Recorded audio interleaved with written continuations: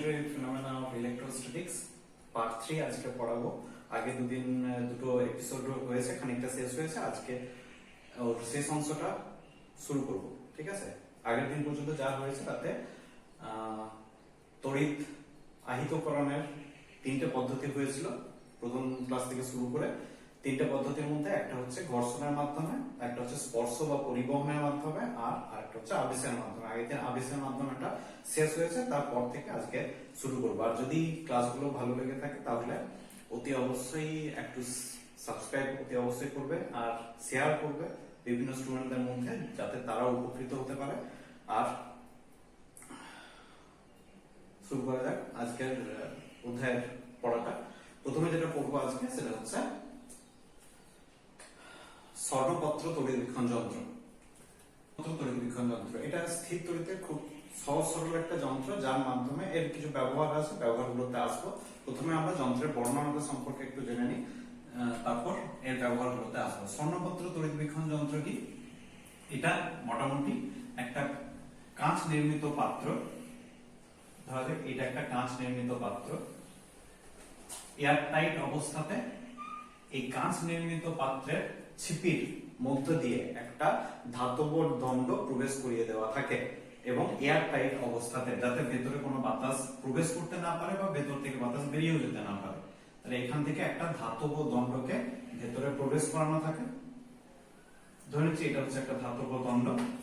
ধাতব দণ্ডের ঠিক নিচে দুটো সোনার খুব পাতলা পাত জুড়ে দেওয়া থাকে এই নিচটাতে, যাতে পাতগুলো এরকম ভাবে যাতায়াত করতে পারে, পরস্পর থেকে দূরেও সরে যেতে পারে, আবার প্রয়োজন হলে কাছেও সরে আসতে পারে। একটা স্ক্রু এর সাহায্যে যোগ করা থাকে। এর নিচে দুটো সোনার পাত যোগ করা থাকে।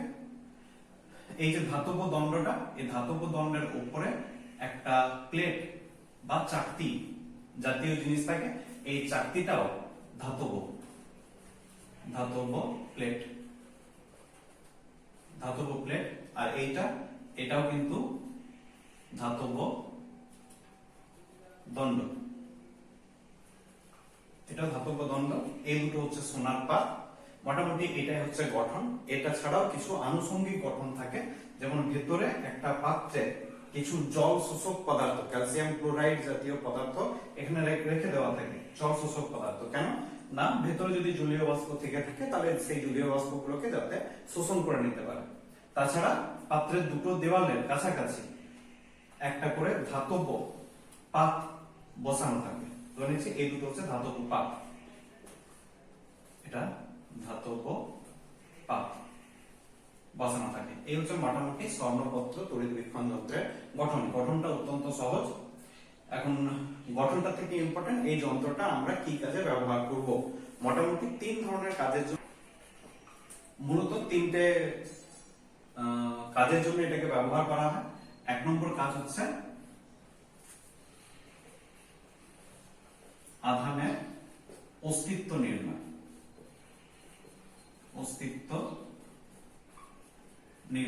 আধানের কোন একটা পদার্থের মধ্যে আধান আছে না নেই, সেই অস্তিত্ব নির্ণয় করার জন্য স্বর্ণপত্র তড়িৎবীক্ষণ যন্ত্র কাজে লাগে। দ্বিতীয়ত যে কাজে লাগে সেটা হচ্ছে আধানের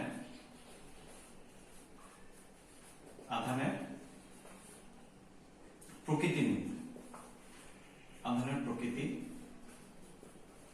নির্ণয়। আধানের প্রকৃতি নির্ণয় বলতে বোঝায় আধানটা পজিটিভ না নেগেটিভ সেটা নির্ণয় করার জন্য স্বর্ণপত্র তড়িৎবীক্ষণ যন্ত্র ব্যবহার করা হয়।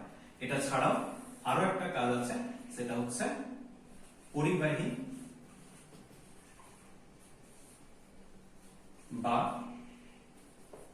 এবং অপরিবাহী,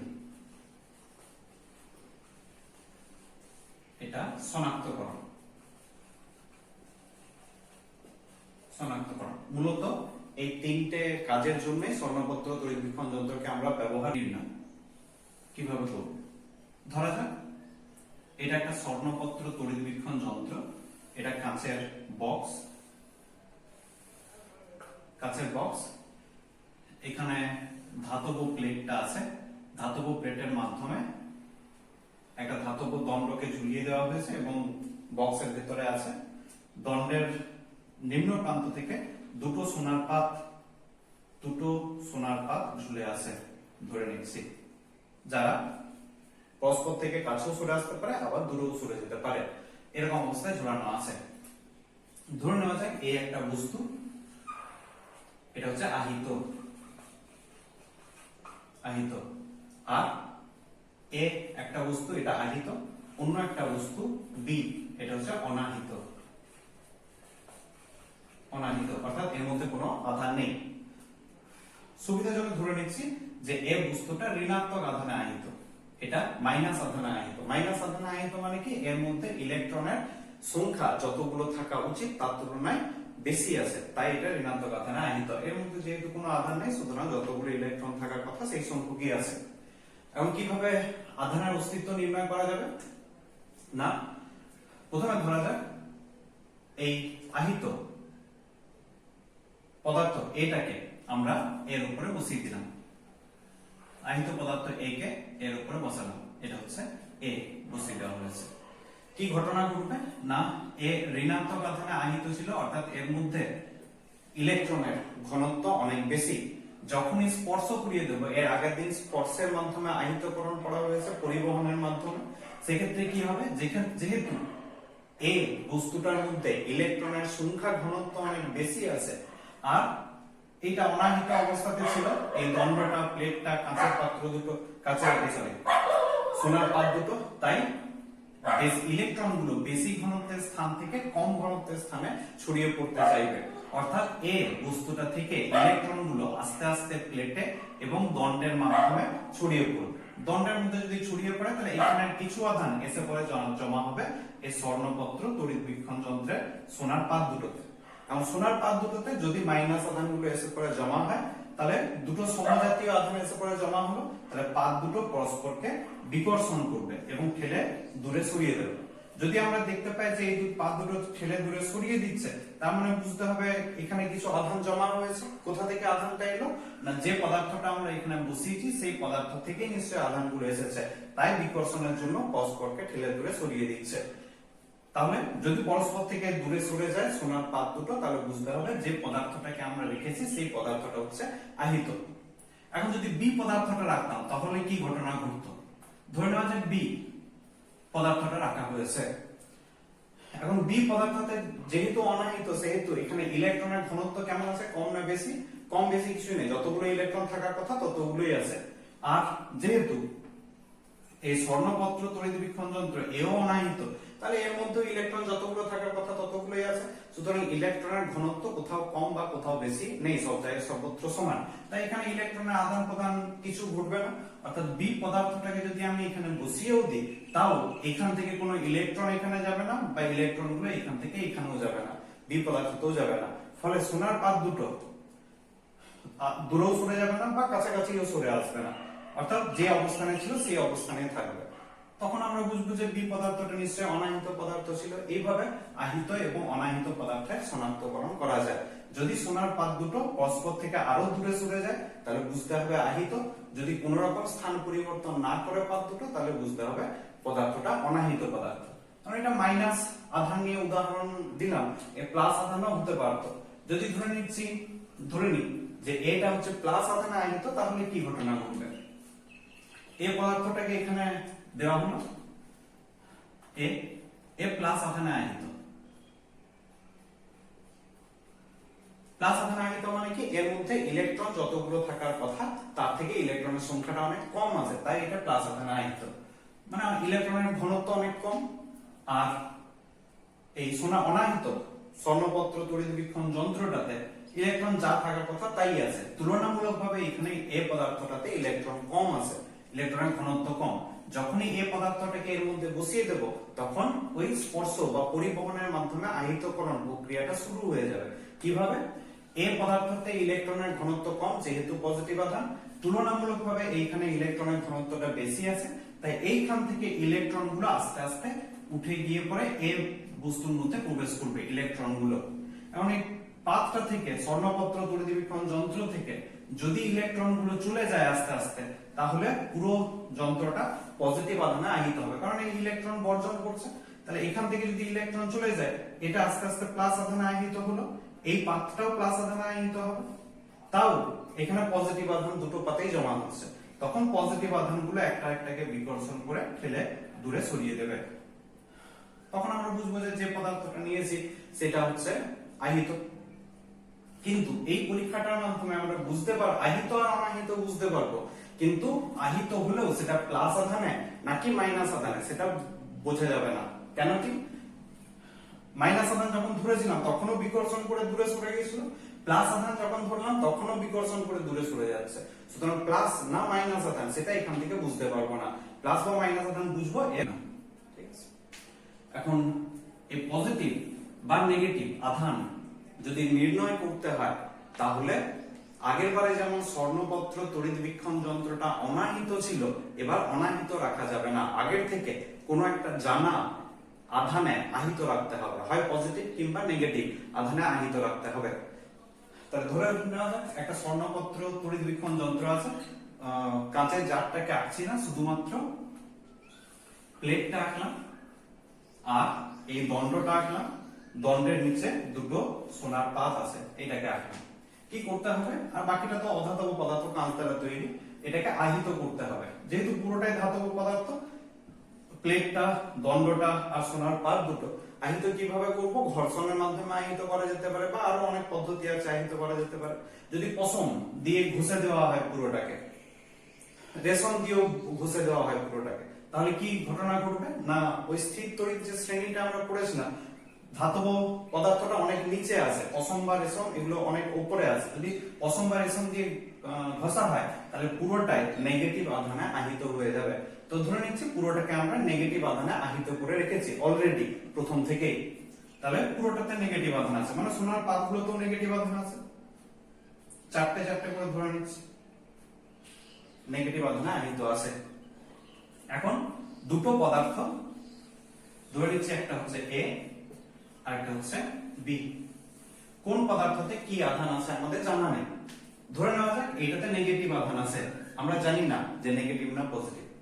এইটাতে পজিটিভ আধান আছে, এটাও আমরা জানি না নেগেটিভ না পজিটিভ। আপাতত ব্যাখ্যার জন্য ধরে নিচ্ছি যে এ নেগেটিভ আছে, বি এ পজিটিভ আছে।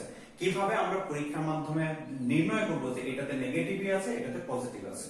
ঠিক আছে, এখন ধরে নেওয়া যাক প্রথমে বি পদার্থটাকে এর উপর বসিয়ে দেওয়া হলো, বি পদার্থটাকে,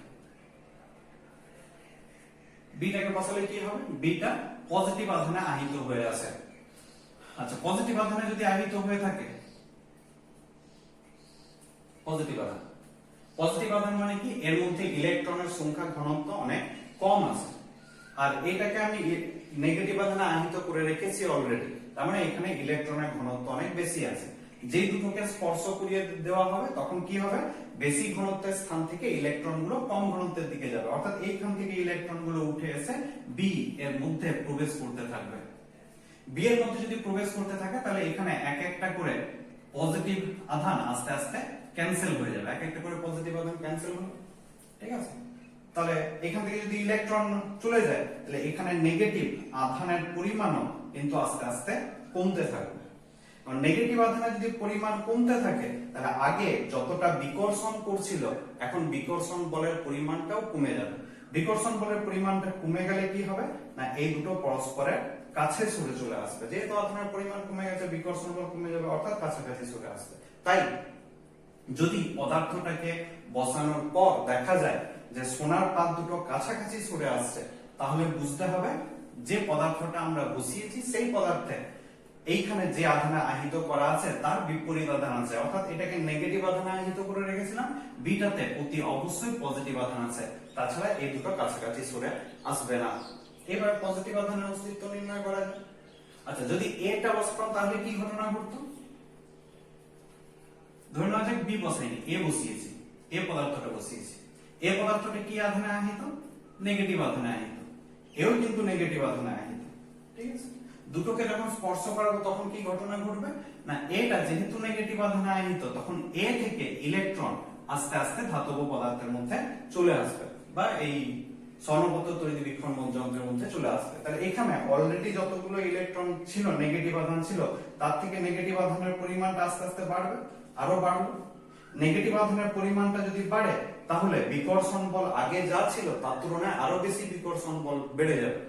বেড়ে যদি যায় তাহলে পাতগুলো আরো পরস্পর থেকে দূরে সরে যাবে। তাই বাইরে থেকে দেখে যদি দেখি যে পাতগুলো আরো দূরে সরে চলে গেল, তার মানে যে পদার্থটা আমরা বসিয়েছি সেখানে এখানে যে আধান আহিত করে রেখেছিলাম তার সমজাতীয় আধান আছে। নেগেটিভ আধান আহিত করে রেখেছিলাম তার মানে এখানেও নেগেটিভ আধান আছে। এইভাবে আমরা স্বর্ণপত্র তড়িৎ বীক্ষণ যন্ত্রের সাহায্যে পজিটিভ বা নেগেটিভ আধানের শনাক্তকরণ করতে পারি। বলে দিই যে অপরিবাহী পদার্থের শনাক্তকরণ করতে গেলেও কিন্তু আমাদের স্বর্ণপত্র তড়িৎ বীক্ষণ যন্ত্রটাকে আগের থেকে আহিত করে রাখতে হবে, পজিটিভ বা নেগেটিভ আধানে যে কোনো আধানে আহিত করে রাখতে পারি। তো একই রকম ভাবে ধরে নিচ্ছি এই হচ্ছে প্লেটটা, কাঁচের পাত্রটা আঁকছি না, এই হচ্ছে ধাতব দণ্ড আর দুটো প্লেট আছে, একে সোনার পাত আছে, একে আগের থেকে আহিত করে রেখেছি। ধরে নিচ্ছি এই ক্ষেত্রে এইবার পজিটিভ আধানে আহিত করে রেখেছি। নেগেটিভ আধানেও আহিত করা যেতে পারে, অসুবিধা কিছু নেই। পজিটিভ আধানে আহিত করে রেখেছি। পজিটিভ আধানে কি করতে হবে? ধরে নেওয়া যাক দুটো দণ্ড আছে, একটা হচ্ছে লোহা মানে ধাতু অর্থাৎ পরিবাহী, আর একটা হচ্ছে কাঠ অর্থাৎ অপরিবাহী। দুটো দেখতে একই রকম, বাইরে থেকে দেখে হয়তো পার্থক্য করা যাবে না, রং দেওয়া আছে ইত্যাদি ইত্যাদি। এখন কি করা হলো না, এই পদার্থটা যদি প্লেটের প্রবেশ একটা প্রান্ত ধাতব পদার্থটা ধরে নিচ্ছে একটা প্রান্ত প্লেটে স্পর্শ করানো হলো এবং আরেকটা প্রান্তকে ধরে থাকা হলো। কোন এক ব্যক্তি আরেকটা প্রান্তকে ধরে আছে, কি ঘটনা ঘটবে এই ক্ষেত্রে? না, এখানে পজিটিভ আধানে আহিত মানে ইলেকট্রনের ঘনত্ব অনেক কম, ঠিক আছে। আর যেহেতু ব্যক্তিটা ধরে আছে তার মানে ধাতব দ্বন্দ্বটার সাথে পৃথিবীর ডাইরেক্ট যোগ আছে, স্পর্শ আছে। এই ক্ষেত্রে তার বেশি ঘন ধাতব দ্বন্দ্বতে ইলেকট্রনের পরিমাণ বা ইলেকট্রনের ঘনত্ব এর তুলনায় অন্তত পক্ষে বেশি। তখন কি হবে না, পৃথিবী থেকে এই ব্যক্তির গা বেয়ে কিছু ইলেকট্রন এসে পরে এই স্বর্ণপত্র তড়িৎ বীক্ষণ যন্ত্রের মধ্যে প্রবেশ করবে। স্বর্ণপত্র তড়িৎ বীক্ষণ যন্ত্রের মধ্যে যদি প্রবেশ করে তার মানে এখানে পজিটিভ আধানটা আস্তে আস্তে আস্তে আস্তে নালিফাই হবে এবং কোন পজিটিভ আধানের পরিমাণটা কমতে থাকবে। একসময় পজিটিভ আধানটা শেষ হয়ে যাবে, পৃথিবী থেকে ইলেকট্রনগুলো উঠে আসছে বলে। যদি পজিটিভ আধানগুলো শেষ হয়ে যায় তাহলে আগে বিকর্ষণ করছিল, এখন আর বিকর্ষণ করবে না, মানে পাতগুলো পরস্পরের কাছে সরে আসবে। যদি কাছে সরে আসে তাহলে বুঝতে হবে যে দণ্ডটা দিয়ে আমরা স্পর্শ করিয়েছিলাম সেই দণ্ডটা হচ্ছে পরিবাহী। পরিবাহী হওয়ার কারণেই পৃথিবী থেকে ইলেকট্রন এসে এর মধ্যে জমা হয়েছে এবং এর আধানটাকে ক্যান্সেল করে দিয়েছে, তাই পরস্পরের কাছে সরে চলে আসছে।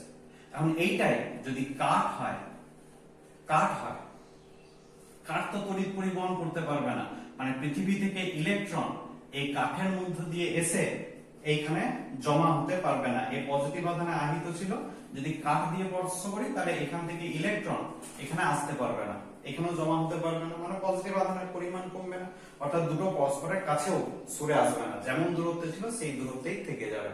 অর্থাৎ দণ্ডটা স্পর্শ করানোর পর যদি দেখা যায় এদের পারস্পরিক দূরত্ব কিছু হ্রাস ঘটছে না, কমছে না, তাহলে বুঝতে হবে যে দণ্ডটা হচ্ছে একটা অপরিবাহী পদার্থ বা অন্তরক পদার্থ। এইভাবে আমরা স্বর্ণপত্র তড়িৎ বীক্ষণ যন্ত্রের সাহায্যে পরিবাহী আর অপরিবাহী দুটো পদার্থকে শনাক্ত করতে পারি। আচ্ছা, এই গেল মোটামুটি স্বর্ণপত্র তড়িৎ বীক্ষণ যন্ত্রের ব্যবহারিক প্রয়োগ, কি কি কাজে ব্যবহার করা হয়। এরপর যেটা আসবে সেটা হচ্ছে আধানের বন্টন।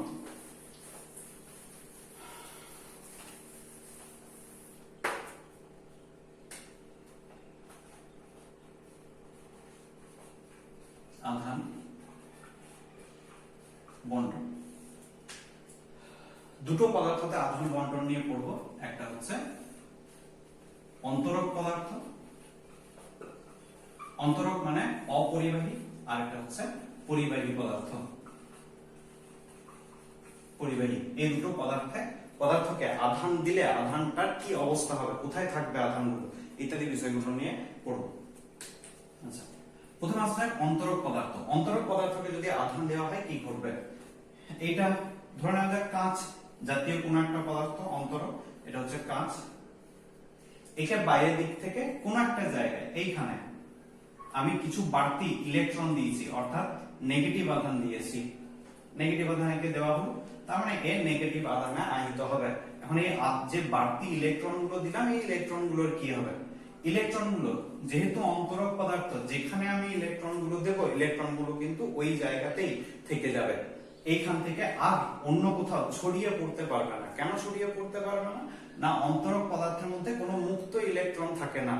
মুক্ত ইলেকট্রন যদি না থাকে তাহলে আধানে চলাচল করবে না, অর্থাৎ যে জায়গায় আধানটা দিয়েছি সেই জায়গাতে ইলেকট্রনটা থেকে যাবে।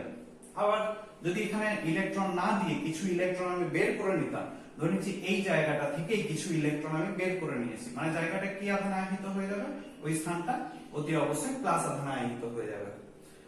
এখন এই ইলেকট্রন বের করে নেওয়া হলো, প্লাস আধান আহিত হলো, প্লাস আধানটা কিন্তু যে জায়গা থেকে ইলেকট্রন গুলো বের করেছে ওই জায়গাতেই সীমাবদ্ধ থেকে যাবে, এর অন্য কোনো জায়গায় ছড়িয়ে পড়তে পারবে না। কেন পারবে না? না, অন্য কোনো জায়গা থেকে ইলেকট্রন এসে এইখানে আসতে পারবে না, কারণ এখানে মুক্ত ইলেকট্রন নেই। তাই অন্য কোনো জায়গা থেকে যদি বাই চান্স ধরে নিচ্ছি ইলেকট্রন এসে, একটা ইলেকট্রন এখানে এলো, একটা ইলেকট্রন এখানে আসা মানে এখানে একটা পজিটিভ আধানকে নালিফাই করবে, এবং যেখান থেকে ইলেকট্রনটা এসেছে সেখানে পজিটিভ আধানের একটা সৃষ্টি হয়ে যাবে, যেন মনে হবে যে এই পজিটিভ আধানটা এখানে চলে গেছে।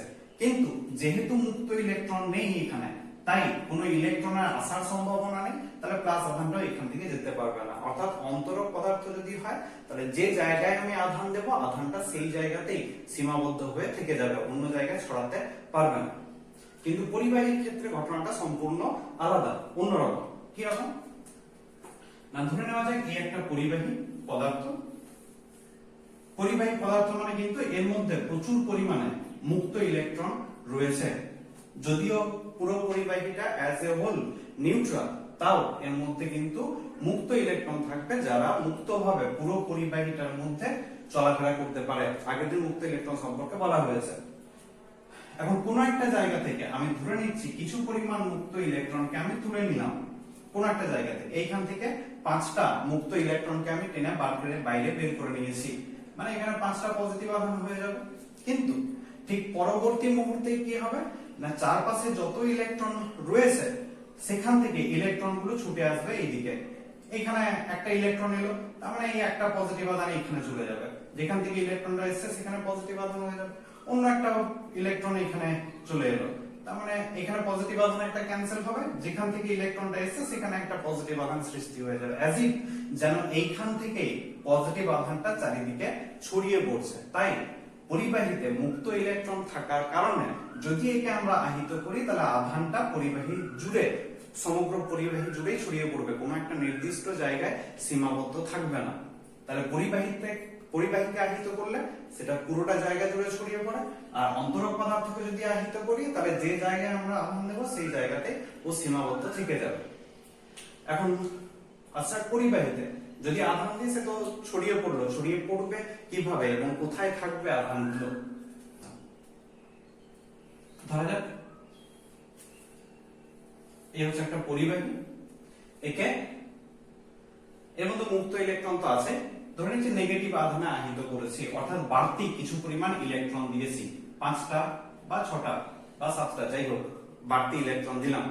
এই বাড়তি ইলেকট্রন গুলো কিন্তু মুক্ত ইলেকট্রন হিসাবে আচরণ করবে, এবং মুক্ত ইলেকট্রন গুলো যেহেতু পরিবাহী জুড়ে চলাচল করতে পারে, তার মানে এই 5টা ইলেকট্রন উইদিন এ মোমেন্ট কি হবে? পুরো পরিবাহীটা জুড়ে ছড়িয়ে পড়বে, এবং থাকবে কোথায়? পুরো পরিবাহীটার ভেতরে থাকবে নাকি বাইরে থাকবে?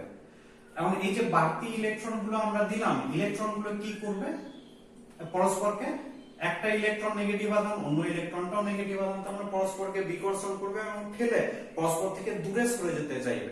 আর দূরে যদি সরে যেতে চায় তাহলে এই আধানগুলো পরিবাহীটা পৃষ্ঠে অর্থাৎ বাইরের তলটাতে থাকবে, ভেতরে কোনো থাকবে না। যদি একটা নিরেট শর্টপাট খেলার বলটা যদি আমরা কল্পনা করি, লোহার বল ওকে আহিত করেছি, তাহলে লোহার বলটার ভেতরে কোনো আধান থাকবে না, যেহেতু ইলেকট্রন গুলো পরস্পরকে বিকর্ষণ করে দূরে সরে আসতে চাইবে, তাই বাইরের পৃষ্ঠটাতে আধানগুলো অবস্থান করবে। অর্থাৎ পরিবাহীকে যদি আমরা আহিত করি তাহলে আধানটা পরিবাহীর পৃষ্ঠে অবস্থান করে, ভেতরে কিন্তু কোনো আধান থাকে না। এই জিনিসটা একটু খেয়াল রাখবেন যে পরিবাহীর মধ্যে আধানটা কিন্তু তার বাইরের পৃষ্ঠে অবস্থান করে, ভেতরে কোনো আধান থাকে না। আচ্ছা। এখন এই যে পরিবাহীর পৃষ্ঠে আধানটা অবস্থান করে আহিত পরিবাহী পৃষ্ঠে, এর উপর ভিত্তি করে একটা জিনিস তৈরি করা হয়, সেটা হচ্ছে তড়িৎ পর্দা। তড়িৎ পর্দা কি না, আমরা যদি চাই যে কোনো একটা জায়গা, ধরে নিচ্ছি এই জায়গাটা কোনো আধানের প্রভাব থেকে মুক্ত থাকুক, এখানে যেন কোনো আধানের প্রভাব না পড়ে, তাহলে কি করতে হবে না, এই জায়গাটাকে একটা ধাতব কোনো পাত বা তারজালি জাতীয় জিনিস দ্বারা আবৃত করে দিতে হবে, ঢেকে দিতে হবে, পুরোটাকে 4-5টা ঢেকে দিতে হবে। ঢেকে দিলে কি হবে না, যেহেতু আধান পরিবাহীর বাইরের পৃষ্ঠে অবস্থান করে, তাই ভেতরের জায়গাটা আধানের প্রভাব থেকে অনেকটা মুক্ত থাকবে, আধানের প্রভাব থেকে মুক্ত থাকবে, ভেতরে কোনো আধানের প্রভাব থাকবে না। এইটাকে বলা হচ্ছে তড়িৎ পর্দা। তড়িৎ পর্দা, তড়িৎ পর্দা কি আর কোন নীতির উপর তড়িৎ পর্দা কাজ করে? তড়িৎ পর্দা যে নীতির উপর কাজ করে সেটা হচ্ছে আধান পরিবাহী বাইরের পৃষ্ঠে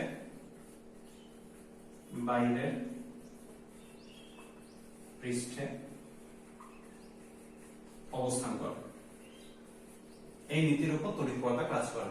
ঠিক আছে, আর জিনিসটা তো জানা গেল যে কোন পরিবাহীকে আহিত করলে আধানটা তার বাইরের পৃষ্ঠটাতে থাকবে। এমন বাইরের পৃষ্ঠে সব জায়গায় আধানের পরিমাণটা, আধানটা কি সমানভাবে ছড়ানো থাকবে নাকি অন্য কোনো একটা রকম ভাবে ছড়ানো থাকবে?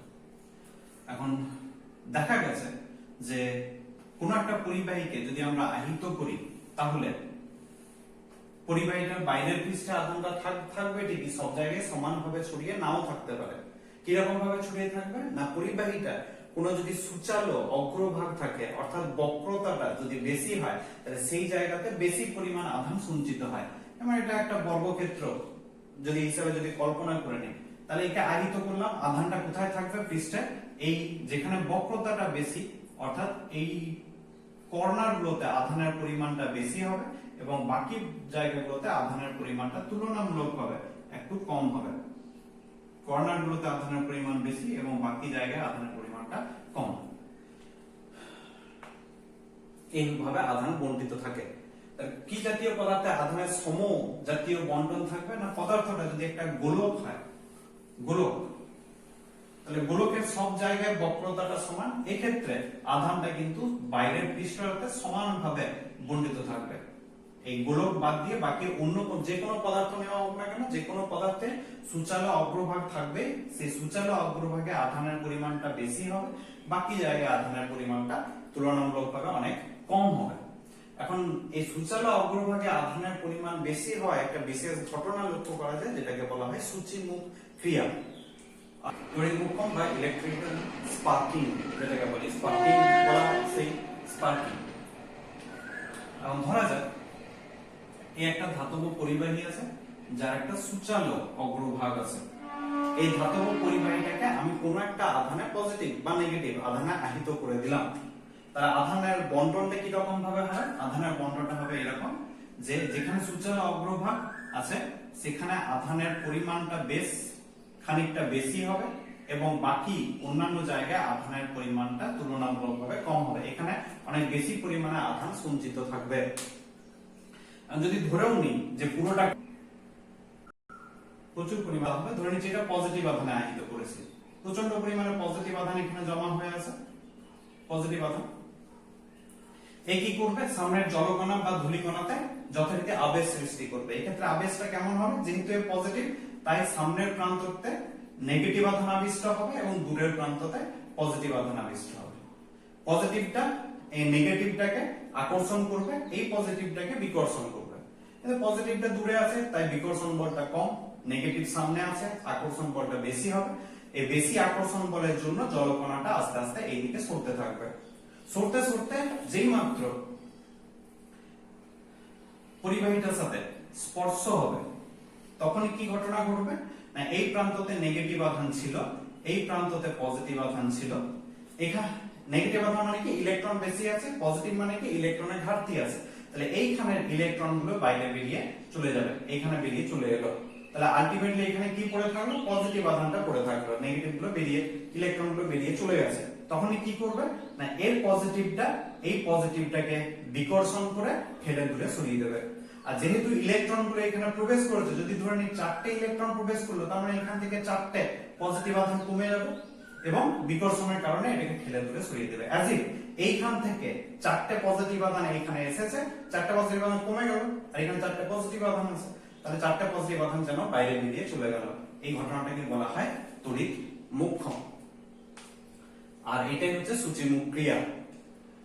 এখন এই তড়িৎ মোক্ষমটাকে কাজে লাগিয়ে যেটা তৈরি করা হয় সেটা হচ্ছে বজ্র নিবারক তৈরি করা হয়, বজ্রবহ। কিভাবে বজ্রবহ কার্যনীতিতে আসা যায়?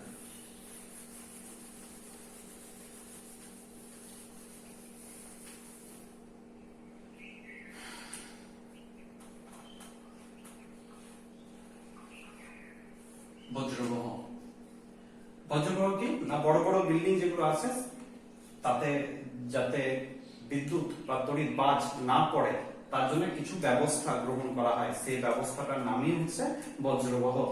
কেন এটা লাগানো হয় না, আমাদের বৃষ্টির সময় যে মেঘ গুলো আকাশে ঘুরে বেড়ায় সেই মেঘগুলো হচ্ছে আহিত মেঘ। আহিত কেন না, পৃথিবীর বাইরে যে জগৎটা আছে বিভিন্ন মহাজাগতিক রশ্মি পৃথিবীর দিকে আসছে, তাছাড়া সূর্য থেকে অতি বেগুনি রশ্মিও পৃথিবীর দিকে আসছে, পৃথিবীতে বিভিন্ন তেজস্ক্রিয় পদার্থ আছে সেগুলো থেকে বিকিরণ ঘটছে। এই সমস্ত ধরনের বিকিরণগুলো মেঘের মধ্য দিয়ে যখন যায় তখন মেঘটাকে আহিত করে ফেলে। তাছাড়াও মেঘগুলো পারস্পরিক যে ঘর্ষণ ঘটে একটার সাথে আরেকটা, সেই ঘর্ষণের ফলেও মেঘগুলো মধ্যে আধানের সৃষ্টি হয় বা আহিত হয়ে পড়ে। তাহলে বর্ষাকালে যে মেঘগুলো আমরা দেখতে পাই সেই মেঘগুলো হচ্ছে আহিত। এখন এই আহিত মেঘ বাজ কেন পড়ে না, এই আহিত মেঘগুলো যখন আধানের পরিমাণ, ধরে নিচ্ছি এটা একটা মেঘ, ঠিক আছে, পজিটিভ আধানে আহিত একটা মেঘ, আর এই হচ্ছে ভূপৃষ্ঠ পৃথিবী। ভূপৃষ্ঠ পৃথিবী যখন একটা আহিত মেঘ ভূপৃষ্ঠের কাছাকাছি আসে তখন আহিত মেঘটা কি করবে, ভূপৃষ্ঠের মধ্যে আবেশের সৃষ্টি করবে। আবেশের সৃষ্টি করবে, আবেশের যদি সৃষ্টি হয় তাহলে ভূপৃষ্ঠের সব থেকে সামনের অংশটা নেগেটিভ আধানে আহিত হয়ে যাবে। এখন ধরে নেওয়া যাক যে এখানে একটা গাছ আছে, কিছু একটা গাছ, লম্বা গাছ আছে, তাহলে গাছের উপরের প্রান্তটা নেগেটিভ আধান হবে, ঠিক আছে, এবং নিচের প্রান্তটা পজিটিভ আধান হবে। পজিটিভ আধানটা পৃথিবীতে চলে গেল, তাহলে উপরের প্রান্তটা নেগেটিভ আধান পড়ে থাকবে। এখন সূচিমুখ ক্রিয়ার কারণে এখান থেকে কি হবে, দুটোর মধ্যে তড়িৎ মোক্ষমের সৃষ্টি হবে। এখান থেকে ইলেকট্রনগুলো খুব দ্রুত বেগে ওখানে চলে যেতে থাকবে এবং পজিটিভ আধানটাকে নালিফাই করবে আস্তে আস্তে, এবং সেটাকে একসাথে প্রচুর পরিমাণে ইলেকট্রনে যদি যে চলতে শুরু করে তাহলে সেটাকে আমরা তড়িৎ হিসেবে দেখি বা বাজ পড়া বলা হয়, তড়িৎ মোক্ষম। এখন এটাকে নিবারণ করার জন্য কি করা হয়, এইটাকে নিবারণ করার জন্য ওই সূচিমুখ ক্রিয়াটাকে কাজে লাগানো হয়। ধরে নেওয়া যাক যে এইটা একটা বড় বিল্ডিং, এই হচ্ছে ভূপৃষ্ঠ। ভূপৃষ্ঠ ভূপৃষ্ঠ কি করা হয় না, বিল্ডিং এর উপরে সূচালো অগ্রভাগ যুক্ত কিছু পদার্থ, ত্রিশূল জাতীয় একটা ধাতব পদার্থকে রেখে দেওয়া হয়, এবং এই ধাতব পদার্থটার নিম্ন প্রান্তটা একটা লম্বা তার দিয়ে মাটির বেশ গভীরতায় প্রবেশ করানো থাকে। এখন যদি এই বিল্ডিং এর উপরে কোনো মেঘ আসে আহিত, ধরে নিচ্ছি এই একটা মেঘ এসেছে আহিত, কি ঘটনা ঘটবে, আহিত মেঘ যদি আসে, ধরে নিচ্ছি আহিত মেঘটা আচ্ছা নেগেটিভ আধানে আহিত ধরে নিচ্ছি,